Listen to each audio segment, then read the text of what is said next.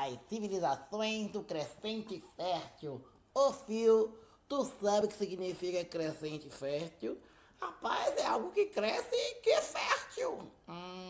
Quase lá. O fértil deve vir de fertilidade. Quase lá. Rapaz, esse nome crescente fértil, né? O crescente vai ficar da lua crescente. O que que a lua tem a ver com isso, cara?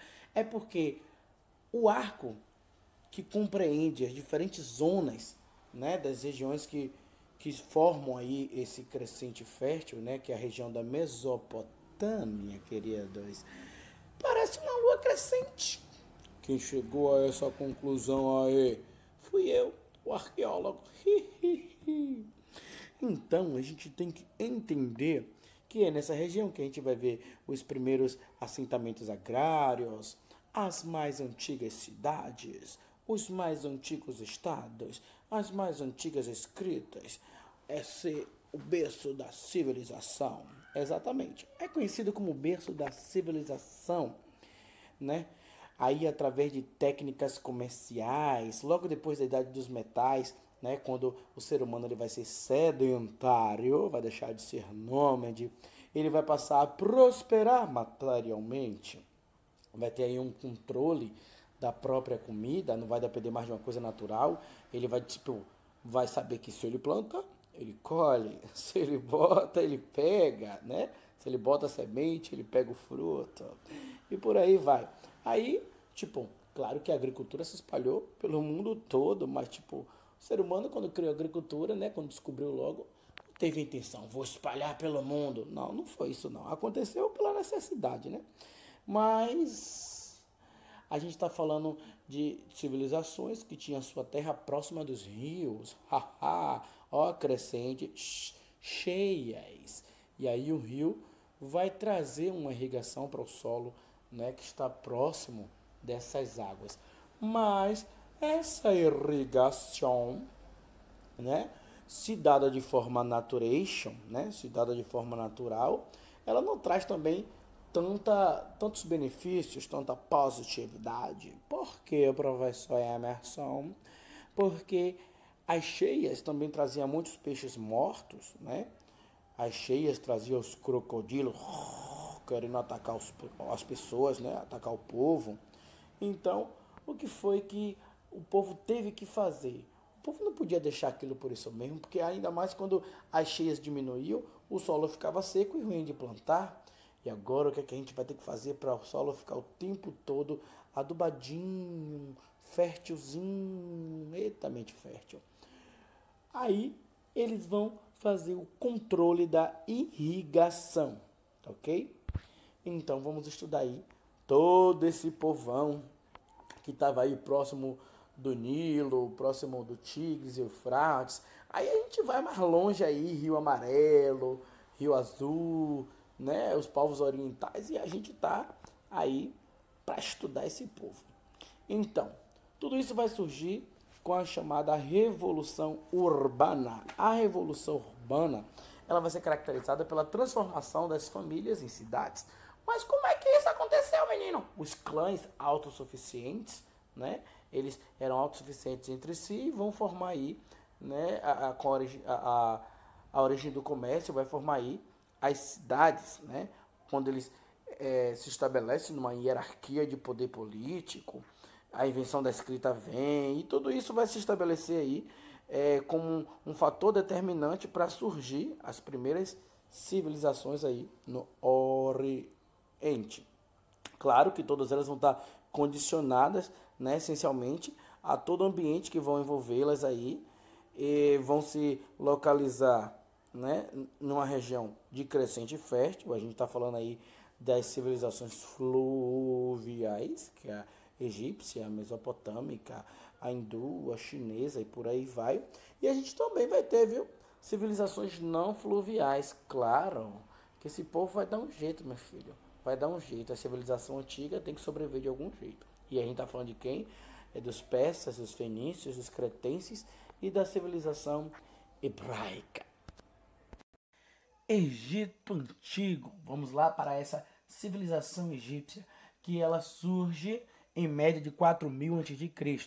Os grupos nômades aí da Península Arábica, do deserto do Saara, vêm e se estabelece na região do Rio Nilo. Então a gente vai ter as cheias do Rio Nilo, que ele vai depositar o humus ali e vai fertilizar toda a extensão do solo ao longo do Rio Nilo, ali em todo aquele vale, vai estimular um processo de sedentarização desses grupos humanos que vão para lá, vai desenvolver as atividades agrícolas, as técnicas de controle da água para poder irrigar todo aquele solo, porque a fertilização através das cheias não se dava o tempo inteiro. E aí vai emergir essa antiga civilização aí nessa história da humanidade, tá? Segundo o historiador Heródoto, ele vai dizer que o Egito Antigo era o quê? Uma dádiva do Nilo. Esse rio que vai ter 1.150 quilômetros de extensão e de largura vai variar entre 2 a 10 quilômetros.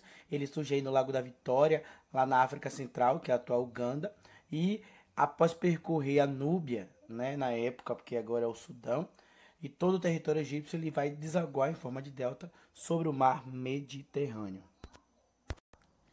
No período pré-dinástico, né? Pré-dinástico vem antes de dinástico, dinástico quer dizer dinastia. Então vai corresponder aí a esse período da história que os povos egípcios eles vão se organizar em comunidades independentes e essas comunidades vão se chamar nomos. Olha só, cada comunidade dessa, ela vai ter um líder, né? Alguém que vai chefiar, que é o nomarca. Ele vai ser o chefe político, militar e jurídico dentro dessa comunidade.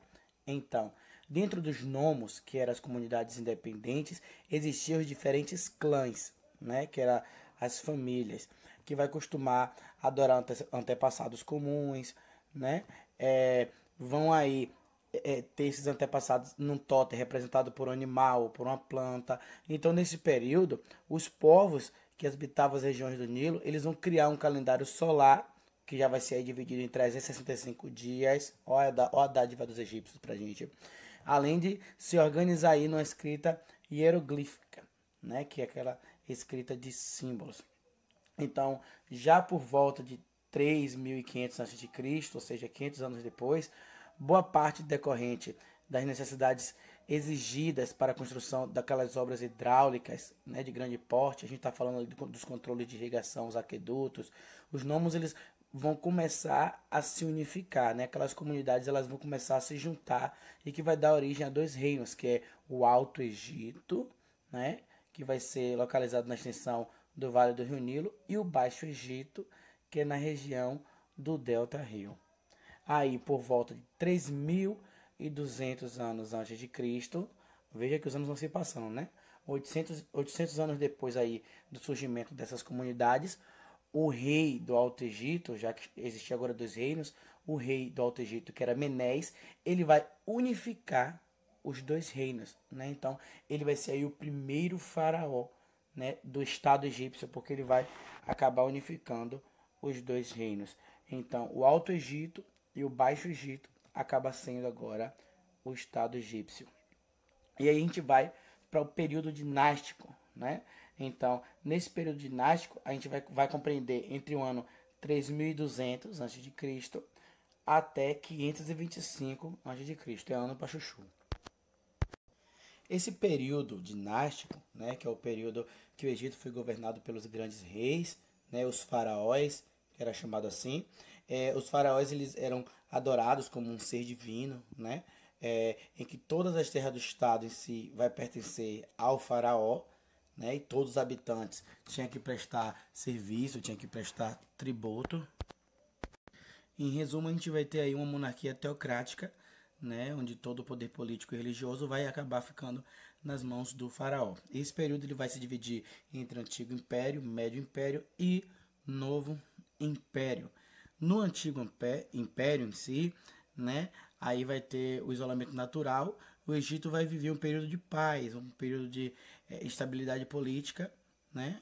Tunis vai ser a primeira capital dela e depois vai ser a cidade de Mênfis, a capital do Egito. E durante o período de 2.700 a 2.600 a.C., a gente vai ter as grandes construções de pirâmides, Kelpis, Khafre em Miquerinos, né, por faraós que vai pertencer à quarta dinastia aí na região de Gizé. A gente chama, é conhecido mais como as pirâmides de Gizé, que são aí as mais famosas. As pirâmides vai ser as construções monumentais, que vai servir como esse templo aí funerário, né? Os faraós e a sua família eram enterrados aí, porque eles acreditavam na vida após a morte, né? E eles trabalhavam com a questão da mumificação, para poder o corpo estar preparado para o pós-vida, né? E aí o historiador Heródoto vai dizer que na construção da pirâmide de Quéops vão ser explorados em média 100 mil homens durante 20 anos de construção. Então é ano para chuchu. Toda hora eu falo isso. Gente, se não estiver entendendo, né, vocês depois comentam e depois eu vou dar lá uma ressalva no grupo de algo que vocês não estiverem entendendo. De todo o poder que os faraós tinham, eles também se submetiam às leis que eram baseadas nos costumes da sociedade egípcia. Eu costumo dizer que era uma rede administrativa em que o faraó ele governava tudo, mas nunca sozinho. Eles eram auxiliados pelos funcionários de alto escalão, que eram os vizires. Logo depois, na linha hierárquica, vinham sacerdotes, que influenciava bastante os cidadãos pela questão religiosa. E depois tinha os escribas, que se responsabilizavam pela contabilidade do Estado. Lembra dos nomarcas, que eram chefes das comunidades independentes no período pré-dinástico? Então, nesse antigo império, eles configuravam a nobreza provincial, né? E tinha ali uma rivalidade com o poder dos faraós. Na média de 2300 a.C., vai haver um monte de revoltas sociais, né? A população vai estar revoltada aí, porque vai ter muita carga tributária em cima do povo, né? O trabalho de graça das camadas populares aí para construir pirâmides, templos, palácios, etc. Então, vai eclodir bastante revoltas sociais nesse período, que o poder dos faraós vai acabar enfraquecendo e os nomarcas acabam retomando o controle aí do Estado egípcio. Aí vai ser 200 anos de disputa, de briga, só que é o momento que os povos núbios e asiáticos vão invadir, né, o Estado egípcio. E aí os nomarcas eles vão ser derrotados pela aristocracia de Tebas, né, da cidade de Tebas, e essa aristocracia vai restaurar aí a autoridade do poder faraônico. E aí a gente finaliza o Antigo Império e dá início ao chamado Médio Império, que vai de 2100 a 1750 a.C. O que marca o Médio Império vai ser que todas essas reivindicações camponesas que vai haver aí vai ser, digamos que, atendidas, né? Vai haver a diminuição da carga tributária, né? Vai haver ocupação de cargos administrativos. Então, essas reivindicações das camadas populares vão amenizar. Vai haver as relações comerciais do Egito com diferentes povos do Oriente, né? Com os povos fenícios, sírios, cretenses. E outra coisa que marca bastante vai ser aí na 13ª dinastia, né, por volta de 1750 a.C., já finalizando esse Médio Império, que é a invasão pelos povos Ixos, né, que eles eram belicamente superiores aos povos egípcios no sentido de armamento, de guerras, né? Então eles estavam por cima e eles vão governar aí o Egito durante 2 séculos. Então existia uma supremacia militar dos Ixos. E essa supremacia militar dos Ixos, ela vai ser manifesta a partir do uso das armas de ferro, os cavalos de guerra, carros de guerra, coisas que até então os povos egípcios não conheciam. E a gente inicia agora um novo império, a partir de 1580 a.C., né? De novo, a nobreza de Tebas ela vai conseguir restaurar aí o poder político dos faraós, né? Ela se destaca aí na luta contra os estrangeiros, e então vai nascer uma política militarista, né, por causa dessa experiência militar aí adquirida na luta contra os povos Ixos. E aí vai ser canalizada totalmente para uma prática de uma política de Estado voltada para o militarismo e para o expansionismo territorial, certo? Tanto que a gente vai ter a conquista de Núbia, da Etiópia, da Síria, da Palestina, dentre outros lugares aí. Essa fase imperialista do Egito, ela vai chegar ao apogeu no governo de Amenófis III, né, porque vai crescer aí o prestígio político dos oficiais militares egípcios. E Amenófis IV é que ele vai se destacar quando ele vai tentar fazer uma reforma monoteísta. Ele vai implantar o culto monoteísta de Aton, né, que vai ser simbolizado pela imagem do disco solar. Ele vai adotar o nome de Canaton, né? Ele vai tirar a capital do Império Egípcio de Tebas para uma nova cidade chamada Aquetaton.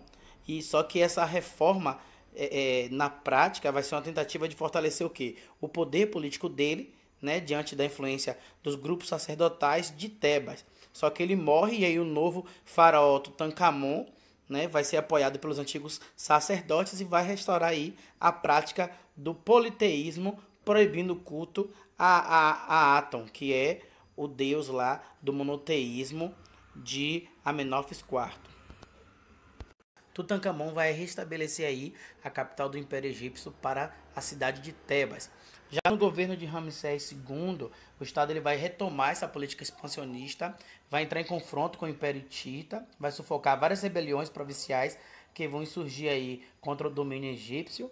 Né? Internamente vai haver também várias revoltas sociais por causa da questão da exploração, né? Cobrança de imposto, tudo para sustentar essa política militarista e expansionista, o que vai acabar dando um desgaste ao Império de certa forma. O Império vai se enfraquecer por várias dissidências internas e ele vai ser invadido por povos assírios, depois vai ser dominado pelo Império Persa e aí depois povos macedônicos e por fim vai ser incorporado ao Império Romano 30 a.C.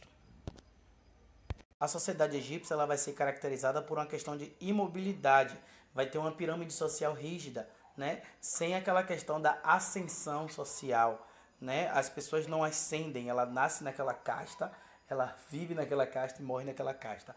A gente vai ter as castas superiores, que é a família real, sacerdotes e aristocratas, as castas médias, que é escribas, comerciantes e artesãos, e as castas inferiores, que são os camponeses ou felais e escravos.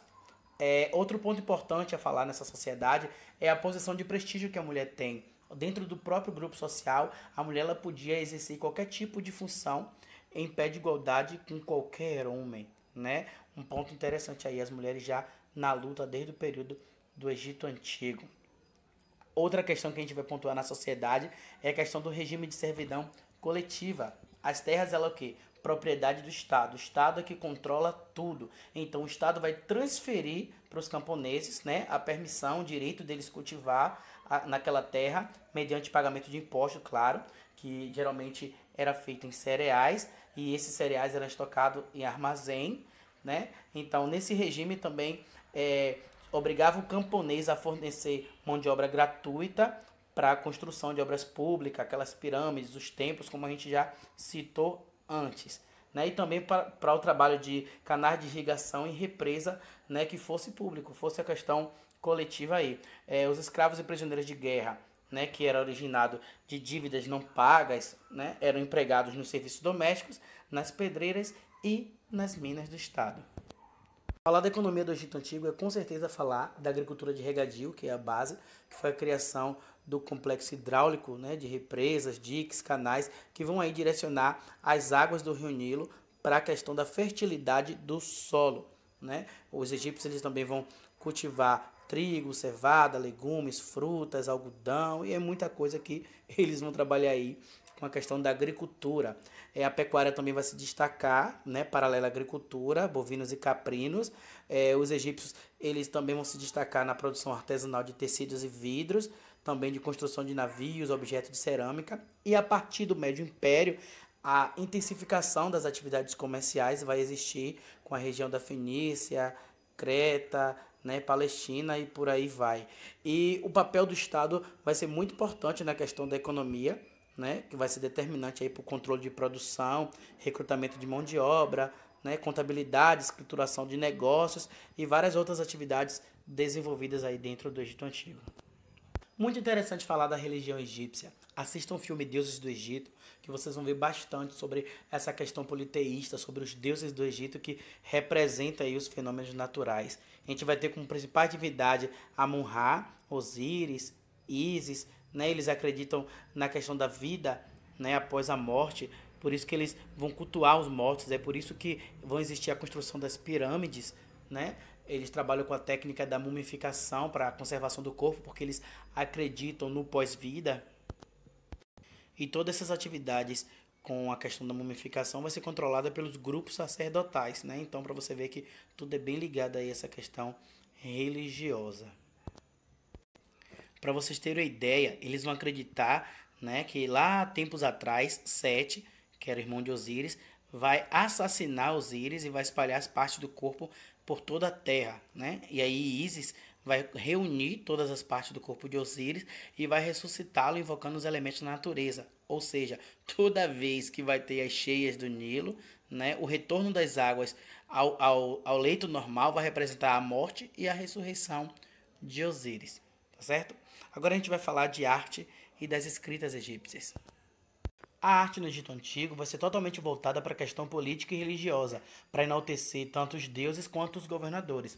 A gente vai ter como destaque a arquitetura, né, com a construção das pirâmides, dos templos, dos palácios reais, a escultura, que vai se caracterizar pela rigidez, sempre com a temática política e religiosa, a pintura, que vai ter aí a ausência de perspectiva, com os rostos das imagens sempre retratado de perfil, que é chamado lei de frontalidade. Já a escrita no Egito Antigo vai ser criada no período pré-dinástico, né? A escrita hieroglífica ela vai ser restrita aos sacerdotes e escribas. Depois os egípcios criam a escrita hierática, que vai ser para assuntos religiosos, usada também possivelmente pelos sacerdotes.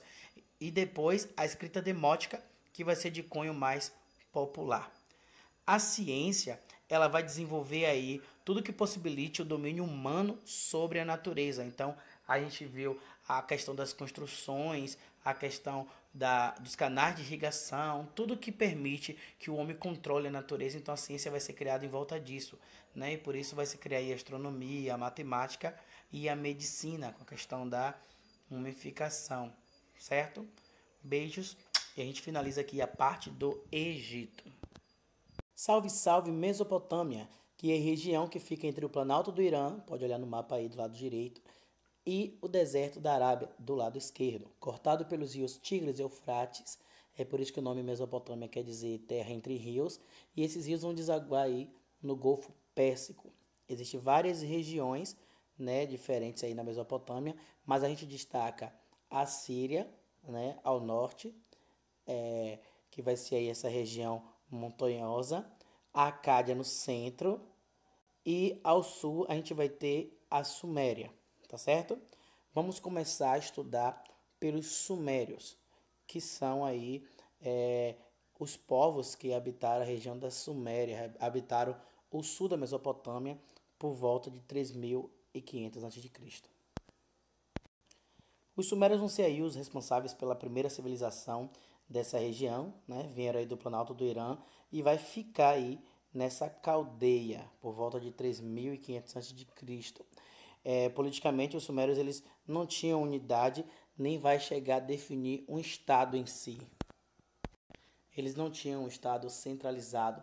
Eles vão se organizar em cidades-estados, que são cidades independentes. Eu trago para vocês aí a cidade de Ur, Uruk, Nippur, Lagash, que são cidades famosas aí da Mesopotâmia, né, que vai ter governo próprio, vai ser dirigida por um monarca com poder absoluto, né? Ele vai ser conhecido como Patese, que é o vigário de Deus, e eles viviam constantemente em guerra porque eles queriam conquistar territórios, eles queriam que a sua região tivesse supremacia em relação a qualquer outra região.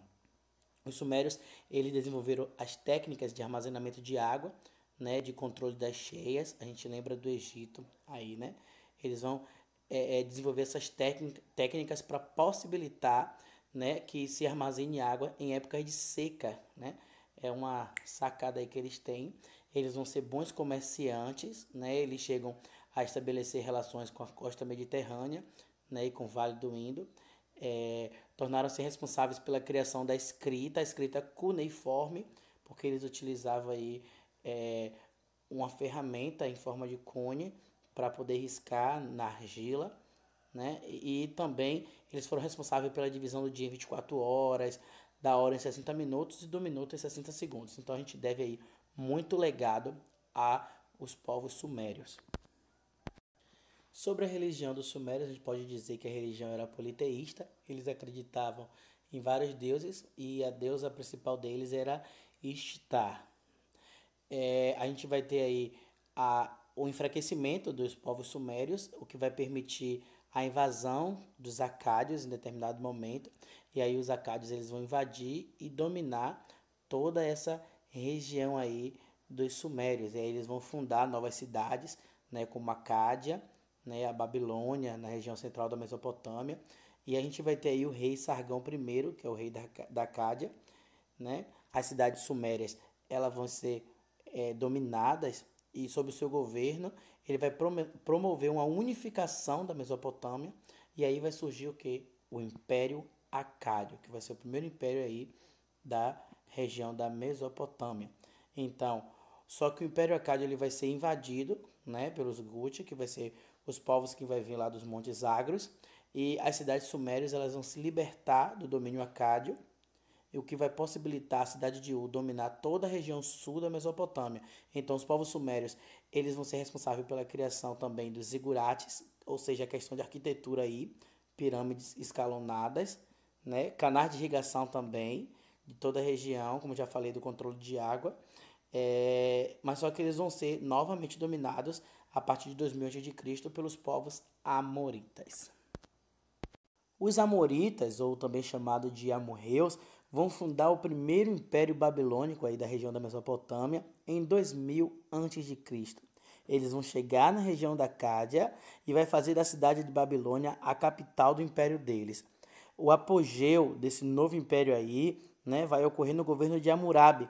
Quem foi Hammurabi? Hammurabi ele vai ser bem lembrado pelo código de leis escrita mais antigo da humanidade, que foi ele quem definiu, que é chamado pelo nome dele, Código de Hammurabi. E aí, esse código de leis escrita vai trazer várias leis, e a mais conhecida vai ser a lei de Talião, que vai definir aí as punições, que elas sejam idênticas ao delito cometido, né? Se você matou uma pessoa, você vai ser morta. Se você roubou, vão lhe roubar também, por aí vai. Então, esse código de leis vai falar sobre o comércio, sobre religião, sobre direito de propriedade. Só que esse apogeu todo aí da Babilônia, né, o reinado de Hammurabi, ele não vai permanecer por muito tempo, porque ele morre, e aí o império vai ser dominado pelos hititas e pelos cassitas, né? E essa dominação aí vai durar cerca de 4 séculos aí na Mesopotâmia. Os assírios vão ser um povo violento, né? Um povo brabo, um povo de guerra, né? Um povo militarista. Vai habitar aí a região norte da Mesopotâmia, né? Que é uma região montanhosa e árida.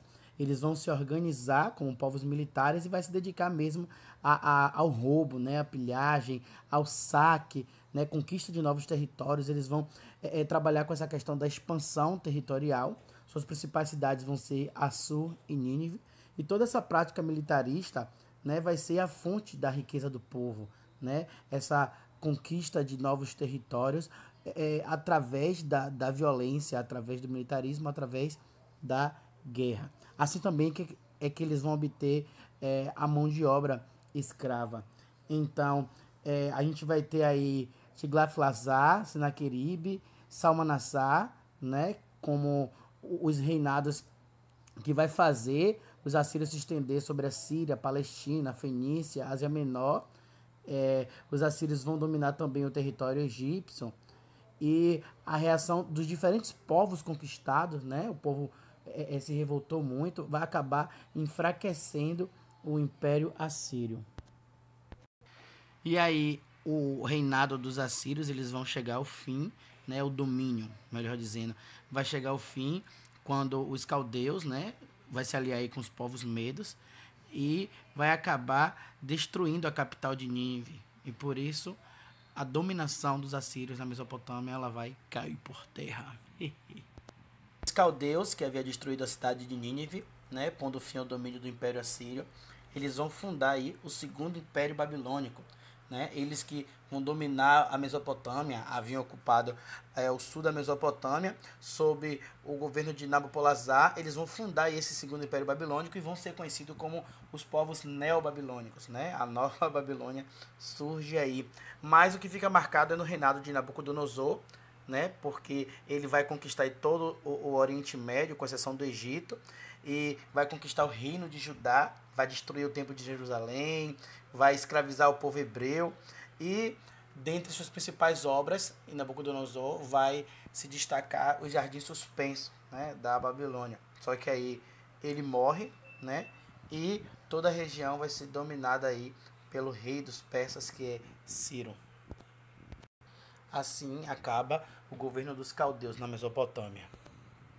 A gente vai ver alguns pontos importantes em geral dos povos mesopotâmicos, né? Provando que, mesmo que eles fossem diferentes, tivessem características que diferenciavam uns dos outros, eles vão ter coisas em comuns, né? Na economia, eles trabalhavam com um modo de produção asiático, em que a terra ela pertence ao Estado, e os camponeses vão trabalhar aí no regime de servidão coletiva. Mesmo que a questão da servidão coletiva fosse a base, eles vão praticar aí intensa atividade artesanal e comercial, né? O que vai fazer a Babilônia ser um importante entreposto comercial do período. A sociedade vai se destacar as classes privilegiadas, que são sacerdotes, aristocratas, militares, comerciantes, que vão aí controlar todo o poder, toda a riqueza e o conhecimento também. Os artesãos, os camponeses e escravos vão constituir o quê? As classes não privilegiadas, e que vai ser explorada por essas elites, né? Vai fazer aí o capital girar.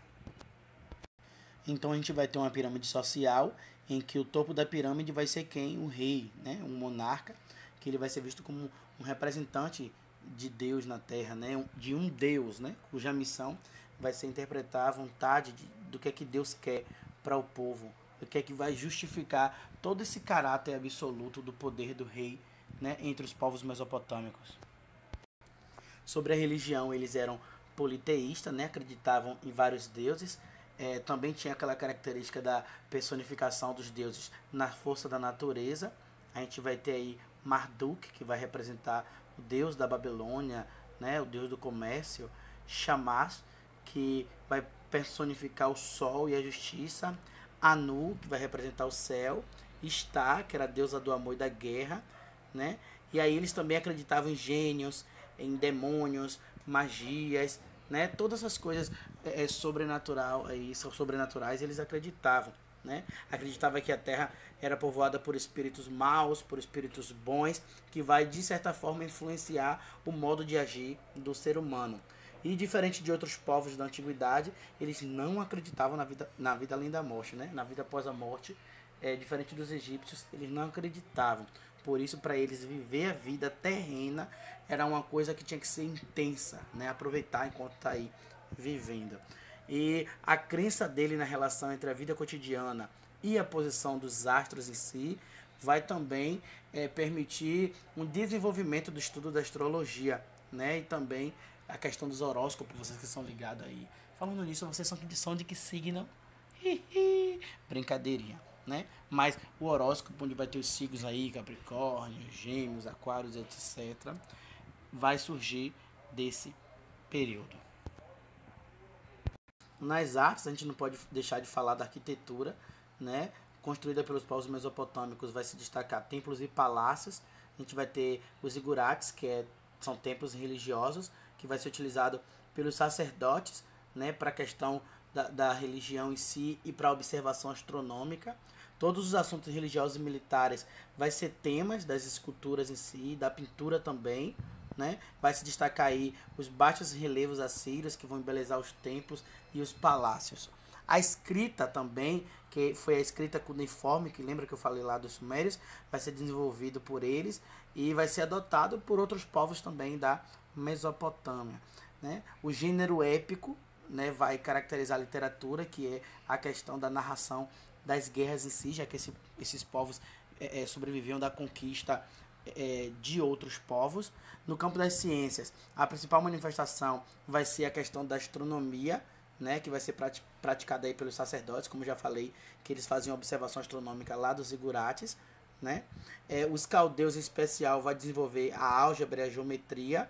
Eles também vão ser responsáveis pela divisão do ano em 12 meses, da semana em 7 dias, dia em 24 horas, como eu já falei lá atrás, né? E também pela questão do processo aritmético da multiplicação. Matem eles, tá? E a criação desse sistema sexagonal aí, que vai ser responsável pela divisão das horas, dos minutos, né? Porque 60 segundos é igual a 1 minuto, 60 minutos é igual a 1 hora e por aí vai. Falar da civilização persa vai me lembrar da atuação de Rodrigo Santoro, né, como o Xerxes, comandando aí o exército persa, né? A Pérsia fica onde hoje é o Irã, vai se situar aí à margem direita do Crescente Fértil, a oeste com a Mesopotâmia. É um lugar que vai ter muita montanha e deserto, não vai ter grandes vales fluviais, né, como outros povos que a gente estudou aí. Então, eles não tinham como desenvolver uma atividade agrícola, né? Essa localização geográfica deles aí não ofereceu nenhuma condição para que eles desenvolvessem também nem navegação e nem o comércio, né? Mas aí, o Planalto do Irã em si, ele vai ser invadido e conquistado pelos povos medos, né, que vai ocupar o norte, e pelos povos persas, que vão fixar-se aí no sul desse Planalto. Nesse tempo aí, os medos e os persas eles vão passar a viver no regime de comunidade primitiva, né? Porque eles vão ter se organizado em tribos tanto pastoras quanto agrícolas, né? Por volta do século 13 a.C., todas as tribos medas elas vão se reunir, vai se unir e vai favorecer a constituição de um reino, que é o Reino da Média. E esse reino ele vai ser governado numa monarquia absolutista e que vai fazer com que as tribos persas, né, fiquem subordinadas a eles. Só que aí as tribos persas também vai se organizar, também vai se reunir, né, chefiado aí por Ciro I, e vai conseguir derrotar todos os medos em 550 a.C. E aí Ciro ele vai se tornar o imperador dos dois povos. Agora ele que vai fazer com que os medos se subordinem a eles. No governo de Ciro, a divisão da sociedade em classes vai ser reforçada e vai ampliar essa questão da prática da escravidão. Aí a gente vai ter os sucessores de Ciro, que é Cambises I e Dário I, eles vão aí fazer com que o Império Persa ele se estenda, né, referente a território, vai se estender aí da Ásia Menor até a Índia, né, incluindo até o território egípcio. E em relação à população, o Império Persa, né, vai se destacar porque ele vai respeitar a cultura dos povos conquistados, né? Eu estou falando da população de todos os territórios que os persas conquistou. Então, ele vai respeitar a questão dos costumes, das leis, da religião de todos os povos que ele conquista. Ele não vai tentar difundir a própria cultura, né? Já no governo de Dário I, o Império Persa ele vai ser dividido em províncias, né? Essas províncias vão se chamar satrápias e todos os altos funcionários, né, nomeados pelo imperador, que vai governar essas satrápias, eles vão ser chamados de sátrapas, né? E aí eles eram fiscalizados pelos inspetores do governo de Dário. Em seu governo vai ser cunhado o dárico, que é uma moeda, né, do período. Ele vai integrar diferentes regiões do império através de uma rede de estradas, né? Ele vai agilizar aí comércio, né, exército. Vai haver constante rebelião de todos os povos dominados, mesmo assim, né? Porque vai haver intrigas internas e aí a derrota militar contra os gregos vão abalar as bases do povo persa. E aí a gente vai ter o Império Persa sendo conquistado por Alexandre Magno, né? O rei da Macedônia. Quanto à sociedade persa, né? E a Pérsia, ela também vai ter essa pirâmide aí social de castas, né? Rigidamente hierarquizada, ou seja, cada um no seu lugar. Não tem essa questão da ascensão social, ou seja, de mudar de casta. No topo da pirâmide a gente vai ter os membros da família real, os sacerdotes, os aristocratas, né? Aí depois vai vir os militares, os comerciantes, e a base mesmo vai ser camponeses, escravos e artesãos, né? A grande massa camponesa aí vai ser explorada pelo regime de servidão coletiva, né? Ou seja, as terras vai pertencer ao Estado, aquela coisa que a gente já viu nas outras civilizações aí. Então, o regime de servidão coletiva nas propriedades pertencentes à aristocracia e a construção de obras públicas, canais de irrigação, etc. Então, toda essa massa camponesa aí vai ser explorada aí nas terras dos aristocratas e na questão das obras públicas. Quanto às atividades econômicas, né, as mais importantes vai ser o comércio, a agricultura, né, vai ser estimulado por essa questão da expansão territorial do império. Vai ter as rotas de caravanas que vão atravessar todo o território, interligando as regiões da Índia, da China, o comércio do mar Mediterrâneo. E os persas eles vão ter fortes relações comerciais também com o Egito, com a Fenícia e com a Índia. E aí vale ressaltar que a produção agrícola nacional vai ser obtida pelo quê? Por essa exploração dos camponeses, como já tinha falado antes. Na religião, a gente vai ter o Zoroastro, ou chamado de Zaratustra, né, que é uma herança do povo persa. Vai ser conhecido como zoroastrismo ou mazdeísmo, por causa de Mazda, né? Vai se caracterizar aí pelo dualismo de forças contrárias, bem e mal, que Aura Mazda vai ser o deus da luz, o deus do bem, e Alvirimã vai ser como se fosse o deus do mal, né? O deus das trevas, da escuridão. E aí os princípios básicos do zoroastrismo, né, vai estar constado no livro Zen de Avesta, né? Essa religião ela vai pregar a crença no juízo final, a vinda de um Salvador, né? E consequentemente a imortalidade da alma. Na questão da arte, eles não construíram templos ou estátuas para adorar assim a Mazda, né? Ele vai manter só a questão do fogo sagrado, que é o símbolo de pureza, e da luz de Aura Mazda, né? Então, a questão da arte ligada à religião vai estar só na questão do fogo simbólico aí. Agora, a arte persa em si, ela não vai se caracterizar por uma originalidade, né? Por quê? Porque eles vão acabar sendo influenciados, né, pelas culturas mesopotâmicas, a egípcia, a grega, porque eles saíram invadindo aí, conquistando tudo, então, lógico que eles iam ser influenciados artisticamente, né, questão de construção de palácios, esculturas, os baixos relevos, né, na questão da decoração, que é de influência assíria. Então, essa foi aí a arte da civilização persa, essa foi a civilização persa que a gente acabou de ver.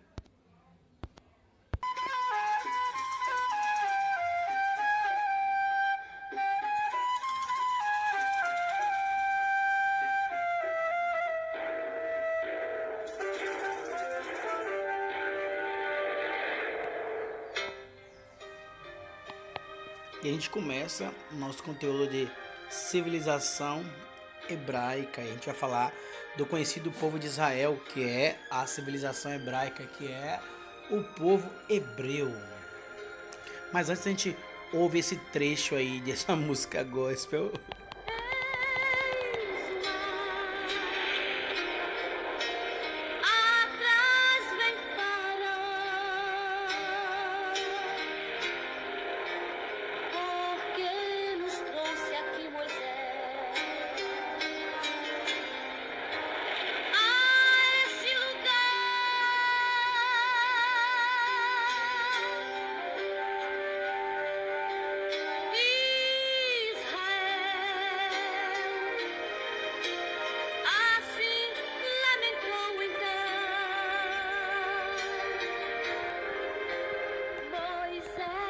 Gente, se eu não me engano, essa música foi aí da década de 80, entre a década de 80 e 90, da cantora Angélica Carvalhais. E eu coloquei a música gospel por quê?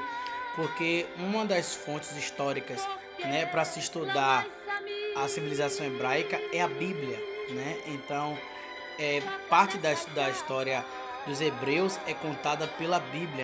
Os historiadores confirmam aí, né? Eles casaram as fontes, as informações, e realmente aí claro que tem que ter a fé, né, para acreditar que o mar abriu.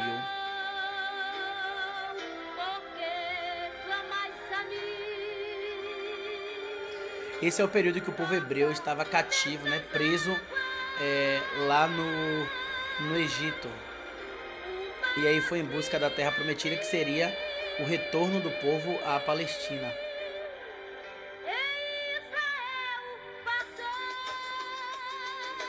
Já chega, né? Pelo amor de Deus. Então esse povo hebreu, né, era oriundo das tribos nômades do deserto da Arábia, e eles vão ocupar aí todo o território onde hoje é a região da Palestina, que vai ser uma faixa de terra situada entre o Rio Jordão e o Mar Mediterrâneo. Essa região da Palestina, ela primeiro foi ocupada pelos povos semitas, como filisteu, arameus, cananeus, né? Mas por volta de 2000 a.C., as tribos semitas aí, né, que eram definidas como Ibri, que quer dizer que vem do outro lado do rio, elas vão se estabelecer na região que vai dar origem a essa civilização hebraica. Os filisteus, oriundos lá do Mar Egeu, ele vai batizar essa região primeiro como Palestina. Só que para o povo hebreu em si, a Palestina se referia à terra de Canaã, que era a terra que Deus prometeu a Abraão e seus descendentes, né? Como a Bíblia diz, que é a terra que emanaria leite e mel. A Bíblia, até hoje, como eu já falei antes aí na hora da música, é uma das principais fontes históricas para se compreender essa sociedade aí hebraica.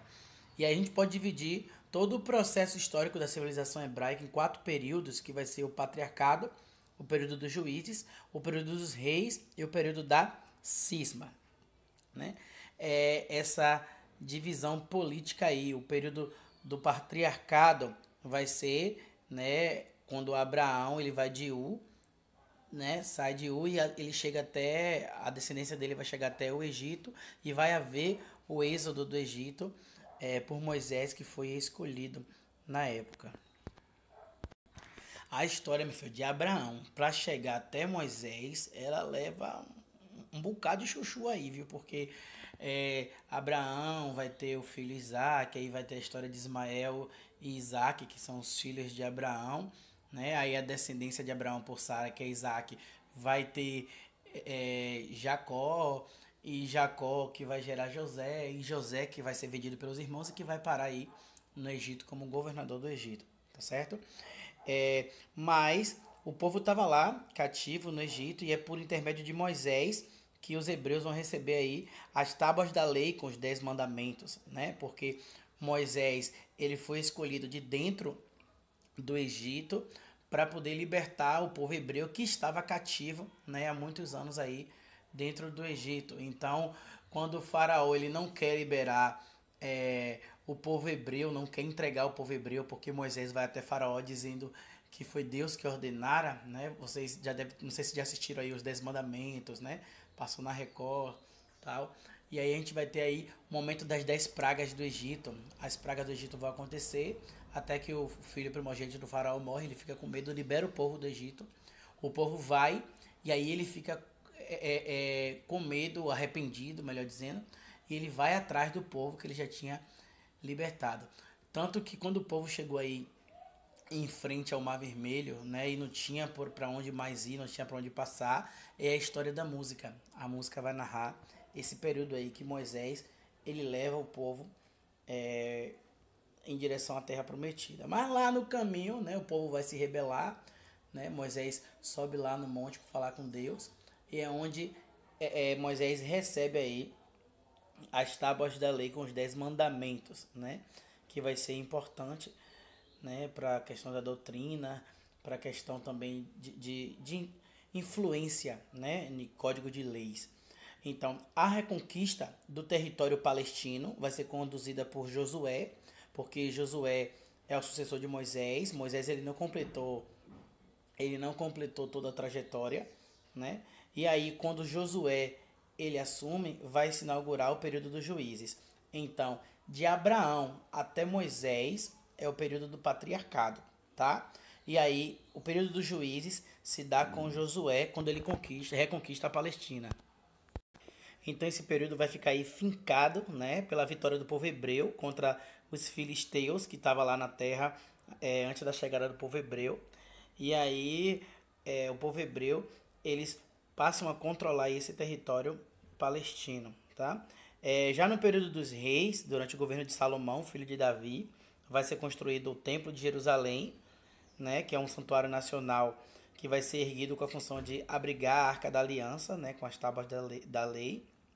E aí, depois que Salomão morre, aí as 12 tribos de Israel que compõem o reino hebraico, elas vão se dividir em reino de Judá e reino de Israel, que vai ser o período da cisma, né? Então a gente percorreu aí todos os quatro períodos distintos. E a população do reino de Israel ela vai acabar sendo escravizada, né? Ou deportada para diferentes regiões do Império Assírio e vai se desintegrar como nação. Vai ter aí essa desintegração, né? A diáspora do povo hebreu.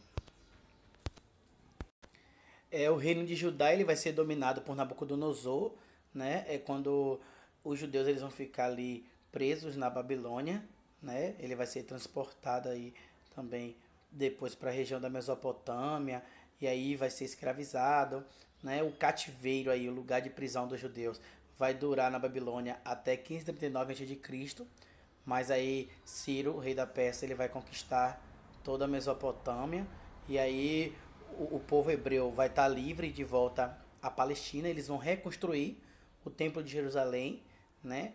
Só que mais tarde, em 332 a.C., Alexandre Magno, que é o rei da Macedônia, ele vai dominar, né, a Palestina. E aí, só em 63 a.C.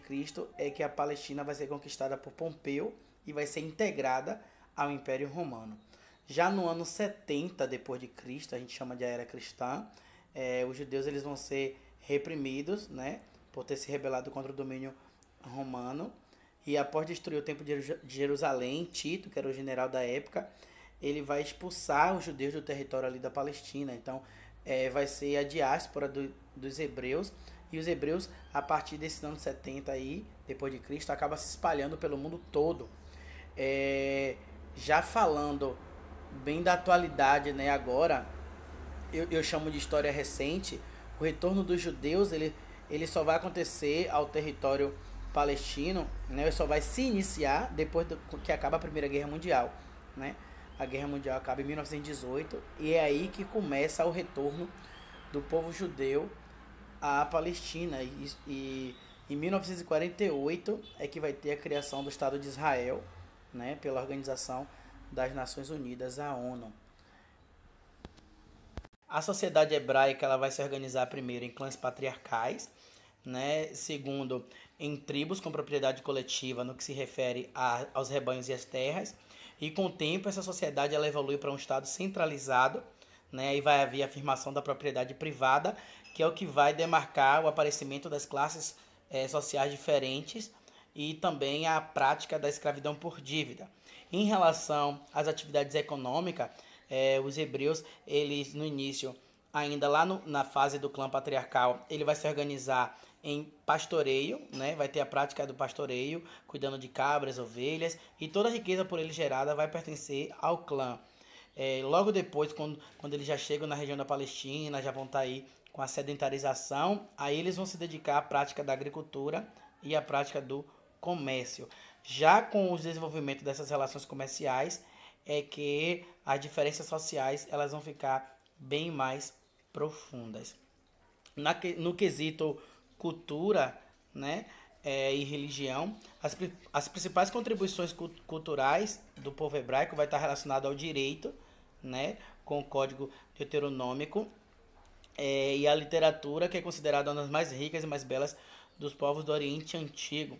E aí a gente vai ter o Antigo Testamento, né, a gente vai ter os Salmos de Davi, o livro de Jó, que é outra literatura interessante, os Cânticos, os Provérbios de Salomão. E aí você se pergunta, você não está citando coisas que estão dentro da Bíblia? Pois é, a Bíblia ela é um livro maior e que dentro dela contém livros menores, né? São livros menores que compõem o livro maior, que é a Bíblia. Na questão da religião, os hebreus foi que instituiu o judaísmo, né? Que é uma religião aí monoteísta, adora somente a um Deus, né? E aí ele teve Moisés como um dos seus principais protagonistas, porque os livros do Pentateuco ele foi escrito por Moisés. O Pentateuco é a Torá, que é os 5 primeiros livros da Bíblia, né? O judaísmo ele vai ser consolidado com a contribuição de importantes profetas aí entre os séculos 8 e 7 a.C., como Isaías, Miqueias, Amós. Eles acreditavam em Jeová, que é o Deus único que rege o universo, que é chamado na língua hebraica de Yahvé, e vai pregar a bondade, a justiça, a vinda do Messias, né? O profeta Isaías vai pregar bastante a vinda do Messias, e vai se caracterizar também, né, vai influenciar também a outras religiões, né, como a religião cristã e a religião islâmica, né? O cristianismo e o islamismo, eles vão beber dessa fonte chamada judaísmo. A civilização cretense é o nosso tema de agora, e a ilha de Creta, que é onde a civilização cretense habitava, se localiza no mar Mediterrâneo, ao sul da Grécia continental, e vai ter uma posição geográfica que vai favorecer aí um comércio marítimo com os povos egípcios, babilônicos e fenícios. Essa população ela vai surgir por média de 3000 a.C., por causa das migrações lá dos povos que vieram da Síria e da Anatólia, que é a atual Turquia. A ilha de Creta ela vai ser desprovida dos vales fluviais que permitem o desenvolvimento da atividade agrícola, então não vai ter isso na ilha de Creta, e por isso a população cretense durante anos e anos vai colonizar as ilhas do Mar Egeu, da Ásia Menor, do sul da Grécia, e aí vai definir um império marítimo mercantil, que é uma talassocracia, né? É o conceito de talassocracia. Só que vai haver aí um declínio político de Creta a partir de 1500 a.C., porque nesse período os povos aqueus, que veio lá da região indo-europeia, vai invadir o território balcânico, conquistar as colônias de Micenas e Tirinto, vai assimilar a cultura cretense, e baseado na cultura cretense, eles vão formular aí raízes do que vai dar início à civilização creto-micênica, tá? Falando de sociedade, é muito interessante falar de sociedade, porque a gente vai falar da questão da mulher, né? Falar de sociedade na civilização de Creta é falar do papel importante que a mulher tinha, né? Era um papel ativo e caracterizado pela igualdade de funções e direitos em relação aos homens. Então, a mulher aí estava em pé de igualdade nessa sociedade. A presença de escravos era reduzida e de origem estrangeira, ou seja, não se escravizava a galera que era da mesma região, né? Mais por conquista de território, e vai se escravizar. É o que vai permear, e essa cultura permeia esses povos antigos, né? Escravizar povos de outros territórios. A indústria e comércio marítimo vai ser as principais atividades, né? O desenvolvimento da metalurgia, da ourivesaria, né? Trabalhar com ouro, cerâmica aí, as armas. E na atividade comercial a gente vai ter a exportação do azeite, do vinho, da cerâmica, a importação de metais nobres, né? De tecidos, de marfins e estanho.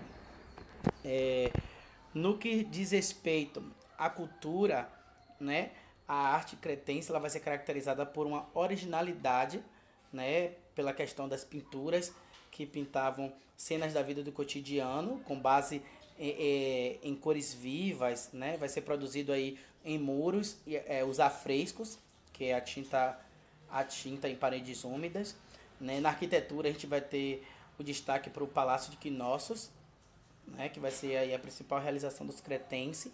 E na religião, a religião vai ter um caráter matriarcal, que vai ser fundamentado a deusa mãe, o culto a deusa mãe, né? A deusa mãe tem uma centralidade aí. Para você ver que a mulher tem um papel muito importante nessa cultura cretense, né? Essa deusa mãe era símbolo da fertilidade, era protetora do céu, do mar, da terra, era de tudo aí. Vamos falar agora da civilização fenícia. Ela que é localizada geograficamente entre as montanhas que compõem as cordilheiras do Líbano e o mar Mediterrâneo. O território da Fenícia hoje é o Líbano e parte da Síria. Eles vão herdar aí dos cretenses essa vocação marítima e mercantil. Vão ser os principais navegadores e comerciantes desse antigo Oriente. Politicamente, os fenícios eles não vão se definir como Estado unificado, eles vão trabalhar o quê? Com cidades independentes, né? Cidades-estados independentes política e administrativamente, que vai ser originado aí das antigas aldeias de pescadores. Vão se destacar as cidades-estados de Sidom, Biblos e Tiro, e vão ser responsáveis pela composição da talassocracia fenícia, o conceito de talassocracia, que aí é a formação desse império mercantil.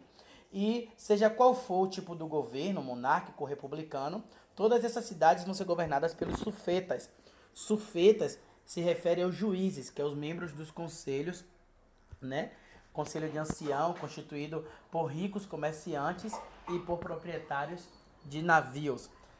Então, essa civilização fenícia, após ela ser transformada em 539 a.C. em província do Império Persa, aí ela vai ser incorporada em 332 a.C. ao Império de Alexandre o Grande, né? E aí vai transferir o controle do comércio no Mediterrâneo Ocidental para os cartaginenses e o controle no comércio no Mediterrâneo Oriental para os macedônios, tá? No que se refere à sociedade, a sociedade fenícia, ela vai ser também em castas, né, estratificada aí. No topo vai estar os ricos, os proprietários, os comerciantes, os armadores de navios, né, quem tem dinheiro é isso aí, sacerdotes, aristocratas. E na base a gente vai ter artesão, pescador, camponês, escravo e essa classe aí que é a base do giro do dinheiro, né? Os principais produtos que vai ser exportado aí, que vai gerar economia pelos paus fenícios, vai ser o vinho, o trigo, o cedro, e o comércio marítimo vai ser sim a principal atividade econômica que vai se estender do Mar Negro até o Oceano Atlântico. No que se refere à religião, eles eram politeístas, né? Eles cultuavam aí nos seus rituais as forças da natureza. No quesito cultura, a gente vai ter aí o legado da matemática e da astronomia, que vai ser as ciências que eles mais vão desenvolver, né? Mas a grande realização cultural dos fenícios vai ser o quê? A invenção do alfabeto fenício. Vamos destacar, né? Alfabeto fenício, tá? Beijos e queijos. Pau, pau.